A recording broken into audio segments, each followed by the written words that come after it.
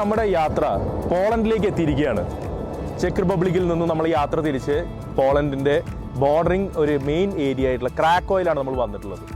ഒരുപാട് ഹിസ്റ്റോറിക്കലായിട്ടുള്ള കാര്യങ്ങളിലേക്ക് നമുക്ക് കടക്കാനുണ്ട്. എന്നിരുന്നാലും ആദ്യം നമ്മുടെ മെയിൻ കാര്യമായിട്ടുള്ള യൂണിവേഴ്സിറ്റികളെ പരിചയപ്പെടുത്തുന്നതിലേക്ക് നമുക്ക് നോക്കാം. ഞാനിപ്പോൾ നിൽക്കുന്നത് ഏകദേശം 660ഓളം വർഷം പഴക്കമുള്ള ജഗ്ലോനിയൻ യൂണിവേഴ്സിറ്റി ക്രാക്കോയിലാണ്. ഇതിൻ്റെ ഒരു പ്രത്യേകത എന്ന് പറയുന്നത് യൂറോപ്പിലെ തന്നെ 13ാമത് ഏറ്റവും കണ്ടിന്യൂസ് ആയിട്ടുള്ള ഓപ്പറേഷൻ. അത് പ്രത്യേകം എടുത്തു പറയേണ്ട കാരണം എന്ന് പറഞ്ഞാൽ സെക്കൻഡ് വേൾഡ് വാർ നേരത്ത് ഒട്ടുമിക്ക യൂണിവേഴ്സിറ്റികളും അല്ലെങ്കിൽ പല യുദ്ധങ്ങളുടെ ഭാഗമായിട്ട് പല യൂണിവേഴ്സിറ്റികൾക്കും കണ്ടിന്യൂസ് ആയിട്ടുള്ള ഒരു ഓപ്പറേഷൻ സാധിച്ചിട്ടില്ല. എന്നാൽ ഈ യൂണിവേഴ്സിറ്റി 13ാം നൂറ്റാണ്ട് മുതൽ തുടർച്ചയായി ഓപ്പറേഷൻസിലുള്ള ഒരു യൂണിവേഴ്സിറ്റിയാണ്. ഒരുപാട് നോട്ടബിൾ ആയിട്ടുള്ള അലുമിനേഴ്സ് ഉണ്ട് ഈ ഒരു പെർട്ടിക്കുലർ യൂണിവേഴ്സിറ്റിക്ക്. അവരെല്ലാം നമുക്ക് പരിചയപ്പെടാം. അതിലേറ്റവും നമുക്ക് അറിയാവുന്ന ലോക പ്രശസ്തരായിട്ടുള്ള നോബൽ പ്രൈസ് വിന്നേഴ്സ് അടക്കമുണ്ട്. അതിൽ 1-2 പേരുകൾ നമുക്കൊന്ന് പരിശോധിക്കാം. ഈ ഒരു യൂണിവേഴ്സിറ്റിയുടെ ഏറ്റവും പ്രധാനപ്പെട്ട അലുമിനി ലിസ്റ്റിൽ മുൻനിരയിൽ നിൽക്കുന്ന വ്യക്തി ആരാന്ന് ചോദിച്ചാൽ എൻ്റെ പിന്നിൽ കാണുന്ന ഈ നിക്കോളാസ് കോപ്പർനിക്കസ് എന്ന വ്യക്തി തന്നെയാണ്. അദ്ദേഹമാണ് 2 പ്രശസ്തമായിട്ടുള്ള കാര്യങ്ങൾ ഈ ലോകത്തിന് പറഞ്ഞു തന്നത്. ആദ്യത്തെ കാര്യം, സൂര്യന് ചുറ്റുമാണ് ഗ്രഹങ്ങൾ കറങ്ങുന്നത് എന്ന ഒരു കൺസെപ്റ്റ്. രണ്ടാമത്, അദ്ദേഹം ഒരു ആസ്ട്രോണമിസ്റ്റ് മാത്രമല്ല, ഒരു നല്ലൊരു എക്കണോമിസ്റ്റും കൂടിയായിരുന്നു. ക്വാണ്ടിറ്റി തിയറി ഓഫ് മണി എന്നൊരു കൺസെപ്റ്റ് അദ്ദേഹമാണ് നമുക്ക് പറഞ്ഞു തന്നത്. അതായത് ഒരു രാജ്യത്തെ ആ രാജ്യത്തിലുള്ള ഗുഡ്സ് ആൻഡ് സർവീസസിൻ്റെ പ്രൈസ് എന്ന് പറയുന്നത്, കോസ്റ്റ് എന്ന് പറയുന്നത് ആ എക്കണോമിയിൽ സർക്കുലേഷനിലുള്ള പൈസയ്ക്ക് ആനുപാതികമായിട്ടായിരിക്കും. ഈ 2 പ്രധാനപ്പെട്ട കാര്യങ്ങൾ നമുക്ക് പറഞ്ഞു തന്ന ഈ അതിപ്രശസ്തനായിട്ടുള്ള ഈ വ്യക്തി, അദ്ദേഹം ഈ ജഗ്ലോനിയൻ യൂണിവേഴ്സിറ്റിയിലാണ് പഠിച്ചത്. അതുപോലെ തന്നെ ജോൺ പോൾ മാർപ്പാപ്പ രണ്ടാമൻ, അദ്ദേഹം ഈ ഒരു യൂണിവേഴ്സിറ്റിയിൽ തന്നെയാണ് അദ്ദേഹത്തിൻ്റെ വിദ്യാഭ്യാസം പൂർത്തിയാക്കിയത്. ഇനിയും ഒരുപാട് പേരുകളുണ്ട്. പ്രൈം മിനിസ്റ്റേഴ്സ് ഉണ്ട്, അതുപോലത്തെ ഹിസ്റ്റോറിയൻ ആൾക്കാരുണ്ട്, അതുപോലെ ഒരുപാട് കാര്യങ്ങൾ, ഒരുപാട് പ്രശസ്തരായിട്ടുള്ള വ്യക്തികൾ പഠിച്ചിട്ടുള്ള യൂണിവേഴ്സിറ്റിയാണ് പോളണ്ടിലെ ക്രാക്കോയിലെ ജഗ്ലോനിയൻ യൂണിവേഴ്സിറ്റി എന്ന് പറയുന്നത്.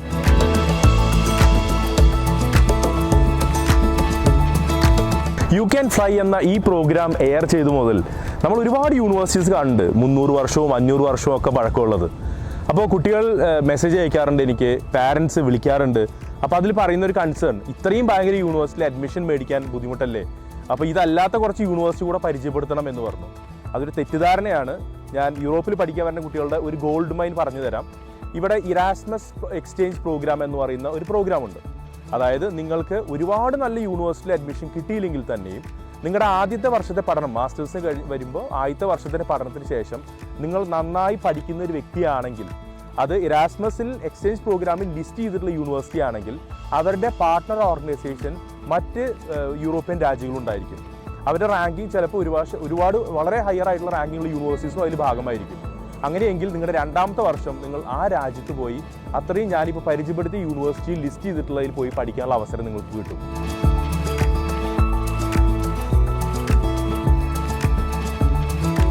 ഇത്ര മനോഹരമായിട്ടുള്ള ഒരു പാർക്കാണ് ടൗണിൻ്റെ നടുക്ക്. അതായത് നമ്മളിപ്പോൾ നിൽക്കുന്ന ജഗ്ലോനിയൻ യൂണിവേഴ്സിറ്റിയുടെ സൈഡിൽ തന്നെയുള്ള ഒരു പാർക്കാണ്. ഓട്ടം സീസൺ ശരിക്കും പറഞ്ഞാൽ അതിമനോഹരമാണെന്ന് ഈ ഒരു പാർക്ക് കണ്ടാൽ നമുക്ക് മനസ്സിലാവും. എനിക്ക് തോന്നുന്നു ഇവിടെയാണ് കുട്ടികൾ ക്ലാസ് കഴിഞ്ഞ് വന്നിരുന്ന് പഠിക്കുന്നതും അങ്ങനെയുള്ള ഒരുപാട് കാഴ്ചകൾ കാണാം. ഇങ്ങനത്തെ ഇത്രയും മനോഹരമായിട്ടുള്ള ഒരു അവസ്ഥയിൽ, ഒരു കാലാവസ്ഥയിലും ഒരു മനോഹാരിതയിലും എനിക്ക് തോന്നുന്നത് ആർക്കും പഠിക്കാതിരിക്കാൻ പറ്റുമെന്ന് എനിക്ക് തോന്നുന്നില്ല. ഒരുപാട് പാരൻസിൻ്റെ മറ്റൊരു കൺസേൺ, ഇത്രയും രാജ്യങ്ങൾ ആയിട്ട് നമ്മൾ ഇതിൽ കാണിക്കുമ്പോൾ, ഒരു പ്രോഗ്രാമിൽ വരുമ്പോൾ ഏത് രാജ്യമാണ് എനിക്ക് ഏറ്റവും നന്നായിരിക്കുക, പൈസ കുറഞ്ഞ് അവിടെ പഠിക്കാം. പൈസ കുറഞ്ഞ് യൂറോപ്പിൽ പഠിക്കുക എന്ന് പറയുമ്പോൾ സെൻട്രൽ യൂറോപ്യൻ രാജ്യങ്ങളോ അല്ലെങ്കിൽ ഈസ്റ്റ് യൂറോപ്യൻ രാജ്യങ്ങളോ നമ്മൾ പിക്ക് ചെയ്യേണ്ടതായിട്ട് വരും. അതായത് ഓസ്ട്രിയയോ അല്ലെങ്കിൽ ഹംഗറിയോ അല്ലെങ്കിൽ പോളണ്ടോ ലാറ്റ്വിയ, ലിത്വാനിയ, ഇത്തരത്തിലുള്ള ചെറിയ എക്കണോമികളും ചെറിയ രാജ്യങ്ങളും. മുഴുവൻ ചെറിയ രാജ്യം എന്ന് പറയാൻ പറ്റില്ല, പോളണ്ടൊക്കെ വലിയ രാജ്യം തന്നെയാണ്, എക്കണോമി വൈസും തീരെ മോശമല്ലാത്ത രാജ്യം തന്നെയാണ്. എന്നാൽ ഈ ഒരു 5-6 രാജ്യങ്ങളായിരിക്കും ഏറ്റവും ബെനിഫിഷ്യലായിട്ട് വരിക. ഇപ്പോൾ ജർമ്മനിയിൽ നമുക്ക് സ്വാഭാവികമായിട്ട് എല്ലാവർക്കും അറിയാവുന്ന ഒരു കാര്യമാണ്, ഫ്രീ എഡ്യൂക്കേഷൻ പബ്ലിക് യൂണിവേഴ്സിറ്റീസിലുണ്ട്. എന്നിരുന്നാൽ തന്നെയും വിസയ്ക്ക് പോകുമ്പോൾ ബ്ലോക്ക്ഡ് അക്കൗണ്ടിൽ ഓൾമോസ്റ്റ് 10 ലക്ഷം രൂപയ്ക്ക് മേലെ നമ്മൾ കാണിക്കേണ്ടതായിട്ട് വരും. അതൊരു ബുദ്ധിമുട്ടുള്ള കാര്യമായതുകൊണ്ടാണ് ട്യൂഷൻ ഫീ എന്നുള്ള ഒരൊറ്റ കാര്യത്തിലാണ് നമ്മൾ പറയുന്നത് ഈ രാജ്യങ്ങളായിരിക്കും കുറച്ചുകൂടെ ചേരുക എന്നത്.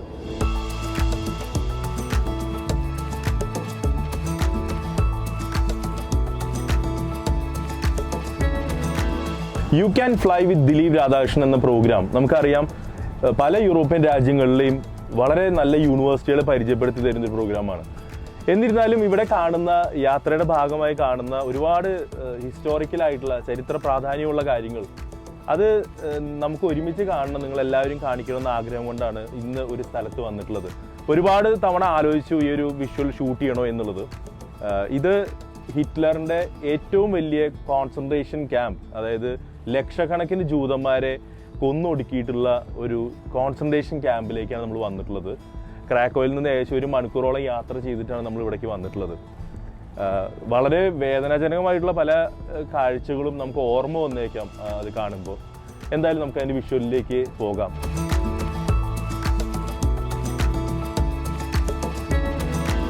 ഓഷ്വിറ്റ്സ് അതുപോലെ തന്നെ ബ്രിക്കനൗ എന്നിങ്ങനെ 2 കോൺസെൻട്രേഷൻ ക്യാമ്പുകളാണ് ഹിറ്റ്ലറിൻ്റെ കാലഘട്ടത്തിൽ ഇവിടെ പണിതത് പോളണ്ടിൽ. അതിൽ ഏകദേശം എല്ലാ ദിവസവും എന്ന് പറയുന്ന പോലെ 100 കണക്കിനും 1000 കുറ്റവാളികളുമായിട്ട് ഈ റെയിൽവേയിലൂടെയാണ് ട്രെയിനുകൾ അർദ്ധരാത്രി വന്നിരുന്നത്. അതിനുശേഷം ഇവർക്ക് ഓരോ ബാഡ്ജുകൾ അസൈൻ ചെയ്യുമായിരുന്നു, അവരെ തിരിച്ചറിയാൻ. അവർ ജൂതന്മാരാണോ, അതല്ലാത്ത വിഭാഗത്തിൽപ്പെട്ട ആൾക്കാരാണോ, മറ്റ് ക്രിമിനൽസ് ആണോ, സ്ത്രീകൾ, ഓരോരുത്തർക്കും ഒരു ബാഡ്ജ് അസൈൻ ചെയ്തിട്ടാണ് ഇതിൻ്റെ ഉള്ളിൽ ഓരോ വിധത്തിലുള്ള വർക്കിലേക്കായി അവരെ മാറ്റിയിരുന്നത്. പണ്ട് കാലത്ത് കുറ്റവാളികളെ ഇങ്ങോട്ട് എത്തിക്കാനായി ഉപയോഗിച്ചിരുന്ന തീവണ്ടിയുടെ ഒരു ബോഗി നമുക്കിവിടെ കാണാവുന്നതാണ്. ഇതൊരു അതിവിശാലമായിട്ടുള്ള സ്ഥലമാണ്. എത്ര ഹെക്ടേഴ്സ് ഉണ്ടെന്ന് അറിയില്ല. ഇത് തുടങ്ങിയത് ഓസ്വിറ്റ്സ് 1 എന്ന് പറയുന്ന ഒരു ഭാഗത്തിൽ നിന്നാണ് തുടങ്ങിയത്. പിന്നീട് അദ്ദേഹത്തിൻ്റെ, ഹിറ്റ്ലർ എന്ന് പറയുന്ന വ്യക്തിയുടെ ക്രൂരതകളുടെ എണ്ണവും അല്ലെങ്കിൽ എത്ര പേരെ കൊന്നുകൊടുക്കണം എന്നുള്ളതിൻ്റെ ആവേശം കൂടിയതുകൊണ്ടായിരിക്കാം അതിൻ്റെ 2ാമത്തെ ഭാഗവും ബ്രിക്കനൗ എന്ന് പറയുന്ന ഈ ഒരു സ്ഥലവും എല്ലാം കൂടെ വന്നത്. ഓൾമോസ്റ്റ് ഒരു 13 ലക്ഷം ആളുകളെങ്കിലും ഇവിടെ എത്തിക്കപ്പെട്ടതിൽ 11 ലക്ഷത്തോളം ആളുകൾ കൊല്ലപ്പെട്ടു എന്നാണ് പറയുന്നത്. ശരിക്കുള്ള കണക്കുകൾ പലപ്പോഴും വ്യക്തമല്ല, ലക്ഷങ്ങൾ ഉണ്ടെന്നല്ലാതെ ആക്ച്വലായിട്ടുള്ള നമ്പേഴ്സ് എത്രയെന്നുള്ളത് ഇന്നും ആർക്കും അറിയുന്നതല്ല. അന്ന് നിലവിലുണ്ടായിരുന്ന ഒരു സെലക്ഷൻ പ്രോസസ്സ്, എത്ര ക്രൂരമായിട്ടുള്ള സെലക്ഷൻ പ്രോസസ്സാണെന്ന് ആലോചിക്കണം. വന്നിരുന്ന ഇത് എൻട്രൻസ് ഡോറാണ്. ഇവിടെ ആളുകൾ വന്ന് ഇറങ്ങുന്ന പോയിന്റിൽ ഇവിടെ ഒരു ഡോക്ടർ ഉണ്ടായിരിക്കും, ഒന്നിലധികം ഡോക്ടേഴ്സ് ഉണ്ടായിരിക്കും. അവർ അതിൽ ഏറ്റവും വർക്ക് ചെയ്യാനായിട്ട് ഏബിളായിട്ടുള്ള കരുത്തുള്ള ആളുകളെ, ജൂതന്മാരെ മാത്രം തിരഞ്ഞെടുത്ത് ഇതിലേക്ക് കൊണ്ടുവരികയാണ്. ബാക്കിയുള്ള എല്ലാവരെയും തന്നെ ഗ്യാസ് ചേമ്പറിലിട്ട് കൊല്ലുന്ന ഒരു രീതിയാണ് അന്ന് ഫോളോ ചെയ്തിരുന്നത്. ഇതിൻ്റെ പ്രവേശന കവാടത്തിനെ ഗേറ്റ് ഓഫ് ഡെത്ത് എന്നാണ് വിളിച്ചിരുന്നത്. സ്വാഭാവികമായിട്ടും അത് എന്തുകൊണ്ടാണെന്ന് നമ്മൾ പറയേണ്ട ഒരു ആവശ്യമൊന്നും എനിക്ക് തോന്നുന്നില്ല. ഇതിൻ്റെ ഉള്ളിലേക്ക് വരുന്നത് മരിക്കാനായിട്ട് തന്നെയാണ് ഓരോരുത്തരും. അതിവിടെ വന്ന് ഇറങ്ങുന്ന ഓരോരുത്തരുടെ മനസ്സിലും അങ്ങനെ തന്നെയാണ് ഉണ്ടായിരുന്നത്. ലക്ഷക്കണക്കിന് ആളുകൾ മരിച്ചു വീണ അല്ലെങ്കിൽ കൊടിയ പീഡനങ്ങൾക്ക് ഇരയായിട്ടുള്ള ഒരു സാക്ഷ്യം വഹിച്ച ഒരു സ്ഥലത്താണ് നമ്മളിപ്പോൾ നിൽക്കുന്നത്. ജീവനോടെ കൊളുത്തുകയും ഗ്യാസ് ചേമ്പറിലിട്ടുകൊണ്ട് അടച്ച് അവരെ ശ്വാസം മുട്ടിച്ച് കൊല്ലുകയും ഒരു ദിവസം ഒരു 10-14 മണിക്കൂർ പണിയെടുത്ത ശേഷം ഭക്ഷണം കഴിക്കാനായി ഒന്നും കൊടുക്കാതെ തന്നെ വർഷങ്ങളോളം ഇവിടെ കിടന്ന് നരകിച്ചിട്ടുള്ള അങ്ങനെ ഒരുപാട് ആളുകൾ വന്ന് മരിച്ചുപോയ ഒരു സ്ഥലമാണ് നമ്മളിപ്പോൾ കാണുന്നത്. ഇത്തരത്തിലുള്ള വിവിധ കൺസ്ട്രക്ഷനിലും വിവിധ മെത്തേഡിലുള്ള കോൺസെൻട്രേഷൻ ക്യാമ്പുകൾ, അതായത് വിവിധ ടോർച്ചറിങ് മെത്തേഡുകൾക്ക് വേണ്ടി പണിതിട്ടുള്ളതാണ് ഈ കാണുന്നതെല്ലാം തന്നെ. പണിയെടുപ്പിക്കുന്നതിനും അതുപോലെ ഉപദ്രവിക്കുന്നതിനും വേണ്ടി മാത്രമായിട്ട് പണിതിട്ടുള്ളത്.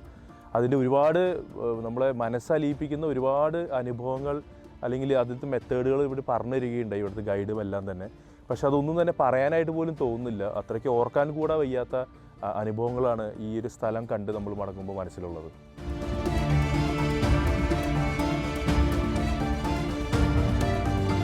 പോളണ്ടിലെ ക്രാക്കോയിൽ നമ്മൾ ഹിറ്റ്ലറുടെ കോൺസെൻട്രേഷൻ ക്യാമ്പുകളും വിഷമം ഉണ്ടാക്കുന്ന ഒരുപാട് കാഴ്ചകൾ നമ്മൾ കണ്ടു. എന്നാൽ നമ്മൾ ഇപ്പോൾ എത്തി നിൽക്കുന്നത് സാക്കോപ്പാനെ എന്ന് പറയുന്ന അതിപ്രശസ്തമായിട്ടുള്ള ഒരു ടൂറിസ്റ്റ് സ്പോട്ടിലാണ്. ക്രാക്കോയിൽ നിന്ന് ഏകദേശം 1.5 മണിക്കൂറിന് മേലെ യാത്രയുണ്ട്. ഫുൾ ഒരു വൈൻഡിങ് റോഡ്സും ഒക്കെയാണ്, മലനിരകളുടെ മുകളിലേക്കാണ് എത്തിയിട്ടുള്ളത്. ടെട്രാ മൗണ്ടൻ റേഞ്ചസ് എന്നാണ് ഇത് അറിയപ്പെടുന്നത്. അതിലുള്ള അതിമനോഹരമായിട്ടുള്ള ഒരു ട്രക്കിംഗ് സ്പോട്ടിലേക്കാണ് നമ്മൾ എത്തിപ്പെട്ടിട്ടുള്ളത്. ഇവിടുന്ന് ഒരു 2 മണിക്കൂറിന് മേലെ ട്രക്കിംഗ് ഉണ്ട്. കുറച്ച് മൃഗങ്ങളൊക്കെ ഉണ്ടാവും എന്നാണ് പറഞ്ഞിട്ടുള്ളത്. എന്തായാലും ഈ ഒരു ട്രക്കിംഗ് വഴിയിൽ ധാരാളം ആൾക്കാർ നമുക്ക് കാണാവുന്നതാണ്. അങ്ങനെ ഡേഞ്ചറസ് എന്ന് പറയാൻ പറ്റില്ല, പക്ഷേ ഒരുപാട് ടൈം കൺസ്യൂം ചെയ്യുന്നതാണ്. വിൻ്ററിലേക്ക് അടുത്തുകൊണ്ടിരിക്കുന്ന ഒരു കാരണം കൊണ്ട് തന്നെ സൺലൈറ്റ് പെട്ടെന്ന് പോകാൻ സാധ്യതയുണ്ട്. എന്തായാലും ട്രക്കിംഗ് നമുക്കൊന്ന് തുടങ്ങാം.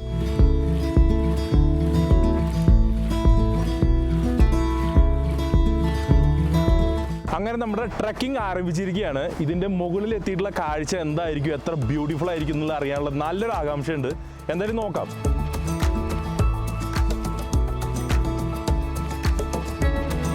ടെട്രാ മൗണ്ടൻസിലേക്കുള്ള ഈ പീക്കിലേക്കുള്ള യാത്ര ഏകദേശം 1 മണിക്കൂർ പിന്നിട്ടിരിക്കുകയാണ്. നമ്മളിപ്പോൾ 1 മണിക്കൂർ മേലെ ട്രക്കിംഗ് സ്റ്റാർട്ട് ചെയ്തിട്ട് 2 വഴികൾ ഇവിടേക്ക് ഈ പീക്കിലേക്ക് എത്താനുള്ളതുണ്ട്. ഒരു വഴി എന്ന് പറയുന്നത് അവിടെ വെള്ളമോ റെസ്റ്റോറൻറ്റ്സോ അങ്ങനെയുള്ള റെസ്റ്റിംഗ് പ്ലേസോ ഒന്നുമില്ല. ആ വഴിയാണ് നമ്മൾ തിരഞ്ഞെടുത്തിട്ടുള്ളത്. മറ്റൊരു വഴി എന്ന് പറയുന്നത് കുറച്ചും കൂടെ ഒരു അരമണിക്കൂറോളം കുറവ് ദൂരം മാത്രം ട്രക്ക് ചെയ്യാനുള്ളത്. അതിൽ നിറയെ ഒരുപാട് വെള്ളവും ഭക്ഷണവും ഒക്കെ കിട്ടുന്ന സ്പോട്ടുകൾ പലപ്പോഴും ഉണ്ട്. അപ്പോൾ നമുക്കിനി ഏകദേശം ഒരു 4 മണിക്കൂർ മാത്രമാണ് ഇരുട്ടാവാൻ ബാക്കിയുള്ളൂ. അതിൻ്റെ ഉള്ളിൽ നടന്ന് എത്തേണ്ടതുണ്ട്. ഈ ഒരു ട്രക്കിങ്ങിൻ്റെ ഇടയിൽ നമ്മളടുത്ത് പറഞ്ഞത് എന്താ വെച്ചാൽ, എക്സ്പീരിയൻസ് ഇല്ലാത്ത ആളുകളാണെങ്കിൽ ഈ ഒരു റൂട്ട് നമ്മളിപ്പോൾ എടുത്തിട്ടുള്ള റൂട്ട് എടുക്കണ്ട എന്ന് പറഞ്ഞ ഒരു സാഹചര്യം ഉണ്ടായിരുന്നു. പക്ഷേ അവർ പറഞ്ഞൊരു കാര്യം, വളരെ മനോഹരമായിട്ടുള്ള സ്ഥലങ്ങൾ ഈ വഴിക്കാണ് കാണുക, ആൾക്കാർ ഒരുപാട് ഉണ്ടായിരിക്കില്ല എന്ന്. അങ്ങനത്തെ ഒരു മനോഹരമായിട്ടുള്ള ഒരു സ്പോട്ടാണ് നമ്മൾ ഇനി എൻ്റർ ചെയ്യുന്നത്.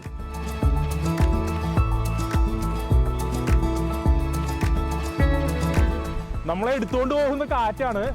ശരിക്കും ഒറ്റയടി പാത എന്ന് പറഞ്ഞ പോലെ അത്രയും ചെറിയ പാത്തിലൂടെയാണ്. വളരെ ശ്രദ്ധിച്ചാണ് നടക്കേണ്ടത്, കാരണം അപ്പുറത്തെ സൈഡ് കൊക്കയാണ് ശരിക്കും. ഇനിയുണ്ട് ഒരു മണിക്കൂറോളം യാത്ര. ആ സ്ഥലം കാണാനുള്ള ത്രില്ലിലാണ് ഇപ്പോൾ. ഓൾമോസ്റ്റ് ഈ ഒരു ടെട്രാ ഹിൽസിൻ്റെ റേഞ്ചസിൻ്റെ മുകളിലേക്ക് എത്തിക്കൊണ്ടിരിക്കുകയാണ്. അടുത്തൊരു 15 മിനിറ്റ് ടു അരമണിക്കൂറിൽ നമ്മൾ മുകളിലെത്തുന്നതാണ്. ഭയങ്കര സ്റ്റീപ്പും ഭയങ്കര കാറ്റുമാണ്. വളരെ കെയർഫുൾ ആയിട്ട് വേണം ഇവിടുത്തെ ട്രക്കിംഗ് ചെയ്യാനായിട്ട്.